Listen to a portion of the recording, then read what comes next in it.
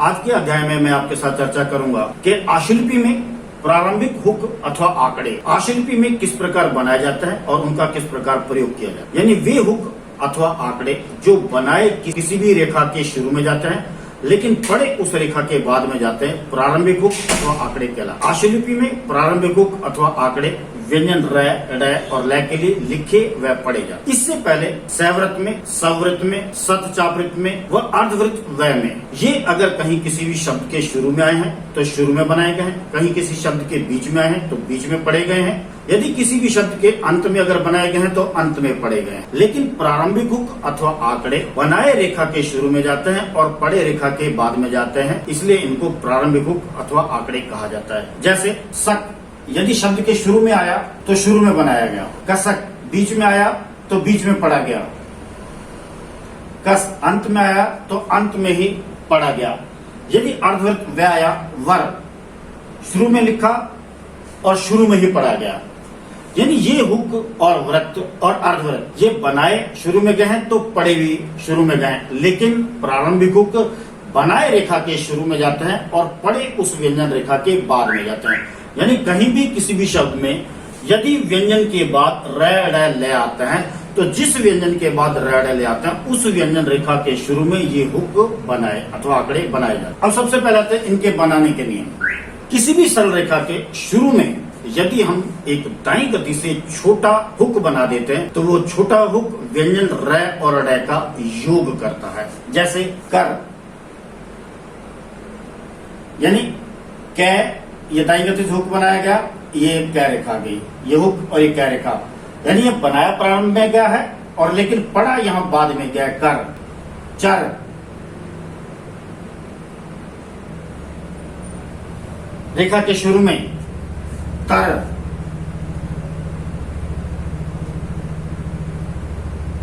पर,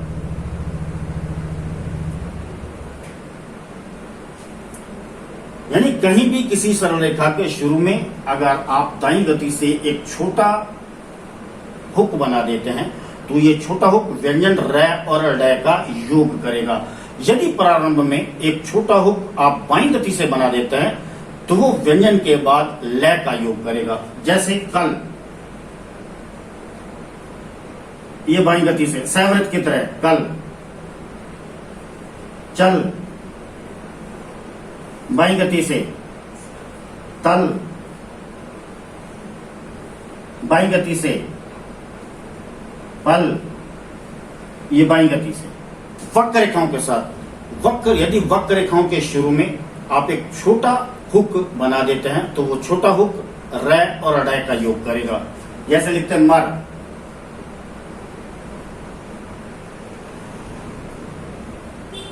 प्रारंभ में फर,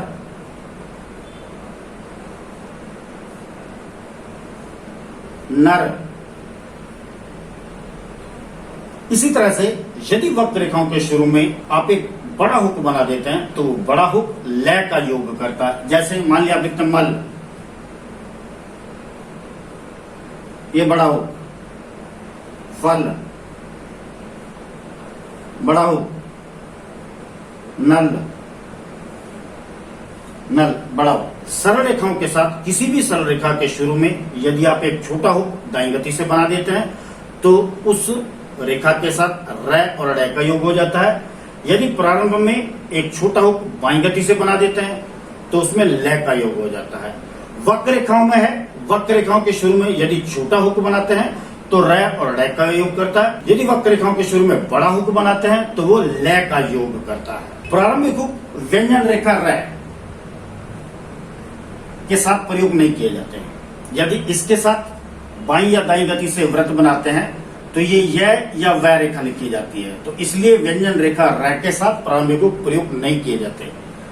दूसरा आता है य के साथ पहला ही हुक है तो य के साथ प्रारंभिक हुक नहीं होगा, व के साथ प्रारंभिक हुक प्रयोग नहीं किया जाता, ल के साथ प्रारंभिक हुक प्रयोग नहीं किया जाता। ल के साथ कालों के अंदर सिर्फ एक व अर्धवृत्त प्रयोग किया जाता है। वल, मैं लिख रहा हूं वल, तो वह आया भी शुरू में, ये अर्धवृत्त शुरू में ही बनाया गया है। जबकि प्रारंभिक हुक के अंदर है हुक बनाए शुरू में जाते हैं और पड़े बाद में जाते हैं, इसलिए इनको प्रारंभिक हुक न के अर्धवृत्त व कहा जाता है। इनके साथ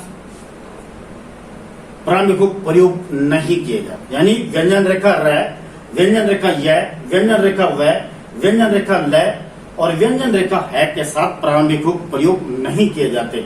इसके अलावा व्यंजन रेखा र के साथ यदि प्रारंभ में अगर आप र या ल के हुक बना देते हैं तो ये रेखा फ और भ पड़ी जाती है। जैसे मान लिया आप लिखते हैं फर्क,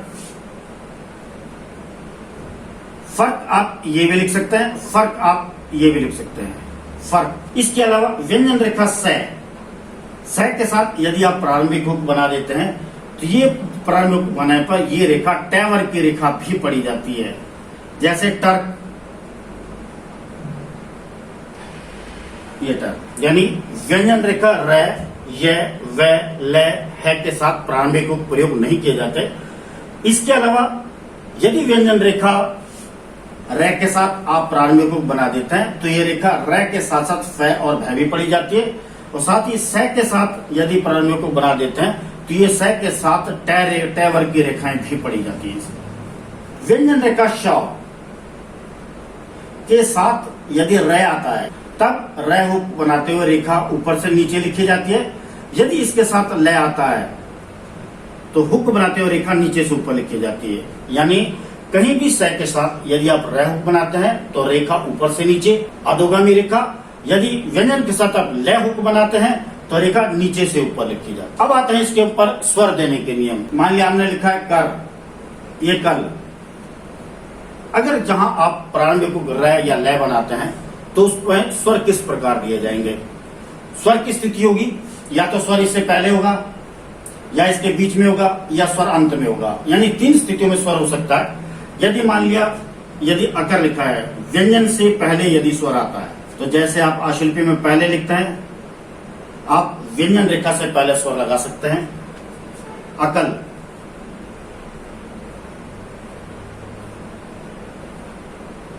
अकल। और यदि कहीं व्यंजन और र, ड़ या ल के बीच में स्वर आ जाता है, सबसे पहला अगर इसके बीच में कोई बिंदु स्वर आ जाता है, जैसे मान लिखते हैं आप कार, ठीक है। बिंदु स्वर कौन से आपके? आ, ए, ई, आई और ई। यदि ये कोई बिंदु स्वर आ जाते हैं जहां आप रेखा पर हुक लगाते हैं वहां रेखा के पहली तरफ या दूसरी तरफ जहां भी हमारे पास स्पेस खाली होगा वहां आप एक छोटा वृत्त लगाकर स्वर संकेत कर सकते हैं। जैसे मान लिया आ जाता है आकार, आ का स्वर आ गया। अब गा का स्वर क्या हो गया? ये आ गया आकार। यदि सिर्फ आ गया कारा, ये का और रा का स्वर अभी मैं बताऊंगा बाद में स्वर किस प्रकार लिखे जाते हैं। आशिल्पी के अंदर मैंने नियम बताया था, सवृत के अंदर भी, सव के अंदर, सत के अंदर, व अर्धवृत्त के अंदर, कि प्रारंभिक स्वर के लिए प्रारंभिक रेखा लिखना जरूरी है।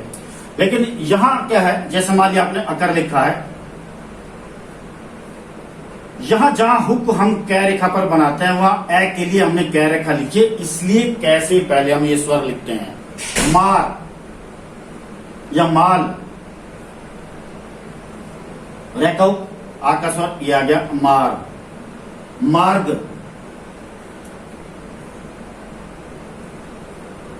मार्ग। तारीख,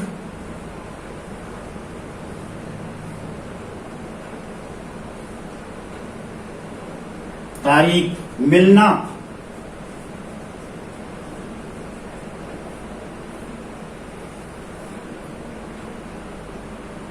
मिल और ये ना, मिलना। यानी कहीं भी व्यंजन और र, ड़ या ल के बीच में यदि कोई बिंदु स्वर आ जाता है तो बिंदु स्वर जिस रेखा के ऊपर आप हुक बनाते हैं उसके पहली तरफ या दूसरी तरफ जिस स्थान का वो बिंदु स्वर होगा उसी स्थान पर बिंदु स्वर एक छोटा वृत्त लगाकर संकेत किया जाता है। दूसरा आ जाता है यदि कहीं व्यंजन और र के बीच में कोई पहले या दूसरे स्थान का डैश स्वर आ जाता है, औ, ओ, ए, ये पहले और दूसरे स्थान के डैश स्वर है। ए बीच में कभी मात्रा के रूप में नहीं आएगा। जैसे मान लिया लिखते हैं तौर, मोर, तो जिस रेखा के ऊपर आप हुक बनाते हैं उस रेखा के सिरे पर अगर एक डैश प्रयोग कर देते हैं तो वो ओ का स्वर करेगा, डैश स्वर का संकेत करेगा। मोर, ये मोर। चोर,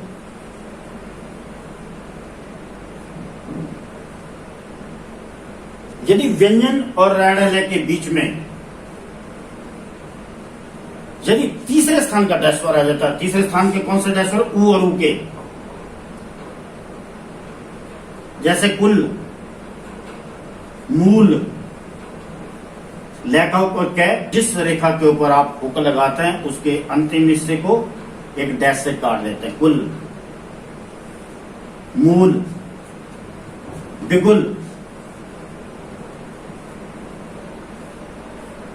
ये बै, ये ले, ये बिगुल। यदि शब्द में अंत में स्वर आ जाता है जैसे करा, ठीक है, तब भी आप रे का हुक बना सकते हैं, क्योंकि अंतिम स्वर के लिए हम कै रेखा लिख रहे हैं तो कै के दूसरी तरफ ये स्वर आ जाएगा, करा। अभी बीच में मैंने कहा था कारा, कारा, ये का आ गया, ये रा आ गया, कारा। अब स्वर देने के नियम एक बार दोबारा मैं बता देता हूं। स्वर देने की स्थिति तीन प्रकार होगी, या तो व्यंजन से पहले होगा, या बीच में होगा, या अंत में होगा। यदि स्वर व्यंजन से पहले आता है तो जिस रेखा के ऊपर आप हुक बनाते हैं उस व्यंजन रेखा से पहले स्वर आ जाएगा, अकर। यदि बीच में आ जाता है, यदि वो बिंदु स्वर है, तो रेखा के पहली तरफ या दूसरी तरफ जहां हमारे पास स्पेस खाली हो एक छोटा वृत्त लगाकर आप स्वर संकेत कर सकते हैं। यदि इसके बीच में पहले या दूसरे स्थान का डैश स्वर आ जाता है तो डैश स्वर लिखने के सिरे पर एक डैश लगा देते हैं। यदि तीसरे स्थान का डैश स्वर आ जाता है तो रेखा के अंतिम हिस्से को एक डैश से काट देते हैं। यानी अगर रे ले के बाद स्वर आता है तो जिस रेखा के ऊपर हम हुक बनाते हैं उस रेखा के दूसरी तरफ पहले स्थान का स्वर है तो पहले स्थान पर, दूसरे का है तो दूसरे पर, तीसरे का है तो तीसरे पर स्वर संकेत किया जा सकता। इस तरह से आशुलिपि में प्रारंभ हुक लिखे व पढ़े जाते हैं। मैं एक बार दोबारा इसको रिपीट कर दूं कि ये वे हुक अथवा वे आंकड़े जो बनाए किसी भी रेखा के प्रारंभ में जाते हैं लेकिन पढ़े उस व्यंजन रेखा के बाद में जाते हैं, वो आपके प्रारंभिक हुक अथवा आंकड़े कहलाते हैं। आशुलिपि में प्रारंभिक हुक अथवा आंकड़े व्यंजन र, ड और ल के लिए लिखे व पढ़े जाते हैं। इससे पहले सवृत, सवृत, सतचापृत, स्तर, बड़ा चापृत व अर्धवृत व अगर किसी भी रेखा के शुरू में आए हैं तो शुरू में बनाए गए हैं, बीच में आए तो बीच में बनाए गए हैं, अंत में आए तो अंत में बनाए गए हैं। यदि बीच में बनाए गए हैं तो बीच में पढ़े गए हैं, प्रारंभ में आए हैं तो प्रारंभ में पढ़े गए हैं, यदि अंत में आए तो अंत में पढ़े गए। लेकिन प्रारंभिक हुक बनाए रेखा के शुरू में जाते हैं और पढ़े जिस रेखा के ऊपर आप हुक बनाते हैं उसके बाद में जाते। सरल रेखाओं में यदि सरल रेखा के शुरू में आप एक छोटा हुक दाईं गति से बना देते हैं तो र और ड का योग होता है। यदि सरल रेखाओं में प्रारंभ में छोटा हुक बाईं गति से बना देते हैं तो उस रेखा के साथ ल का योग हो जाता है। वक्र रेखाओं के साथ यदि आप एक छोटा हुक बना देते हैं प्रारंभ में तो र और ड का योग करता है। यदि वक्र रेखाओं के साथ एक बड़ा हुक प्रारंभ में बना देते हैं तो वो व्यंजन ल का योग करता है। प्रारंभिक हुक र, ड, ल, व्यंजन रेखा र, य, व, ल और ह के साथ प्रयोग नहीं किए जाते। व्यंजन रेखा र और स के साथ बनाए जाते हैं, लेकिन यहाँ शब्द की प्रकृति चेंज हो जाती है। वह यदि र के साथ बना देते हैं तो ये रेखा फ और भ पड़ी जाती है। जैसे फर्क लिखा हुआ है, तर्क लिखा हुआ है, स के साथ बनाएगा तो स ना पड़े जाके ये ट पढ़ा जा रहा है। यदि व्यंजन रेखा श के साथ प्रारंभिक हुक र बनाया जाता तो रेखा ऊपर से नीचे लिखी जाती है, श जैसे श। यदि ल का हुक बनाया जाता है तो रेखा नीचे से ऊपर ऊर्ध्वगामी लिखी जाती है। और जहां तक स्वर देने का नियम है, यदि व्यंजन और र के बीच में कोई स्वर आ जाता है और वो बिंदु स्वर है तो रेखा के पहली तरफ या दूसरी तरफ एक छोटा वृत्त लगाकर बिंदु स्वर संकेत किया जाता है। यदि बीच में पहले और दूसरे स्थान का डैश स्वर आता है तो जिस रेखा के ऊपर आप हुक बनाते हैं र और ड और ल के, तो उसके सिरे पर एक हल्का डैश प्रयोग कर देते हैं। यदि तीसरे स्थान का कोई डैश स्वर आता है तो जिस रेखा के ऊपर आप हुक बनाते हैं उसके अंतिम हिस्से को एक हल्के डैश से काट देते हैं। इस प्रकार आशुलिपि के अंदर र ड ल के हुक अथवा आंकड़े प्रयोग किए जाते हैं। अब आपको इसका अभ्यास करना है। नमस्कार।